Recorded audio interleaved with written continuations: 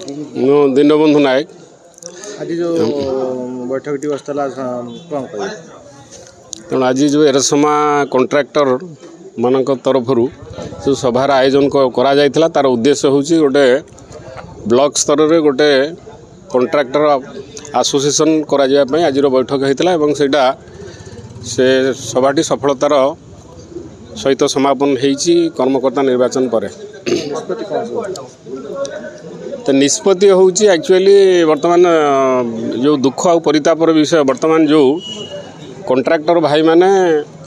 जो सरकारी स्तर में जो उन्नयनमूलक कार्य करने जो टेंडर आह्वान करा जाउची तेणु सेटा कंट्राक्टर मानक पई गोटे मुंड बिंधार कारण होची जे गवर्नमेंट जो गाइडलाइन करिची से समस्ते प्राय 14.99 लेस रे टेंडर पकाउछन एवं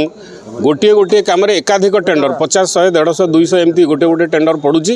जोटा कि लॉटरी की जाउची। तेणु जितेबाला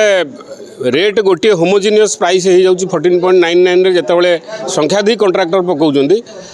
तेणु बाट हूँ डिविजन दायित्व रे थिबा जे सुपरिटेडेंट इंजीनियर से बाध्य होकर कौन लॉटरी सिस्टम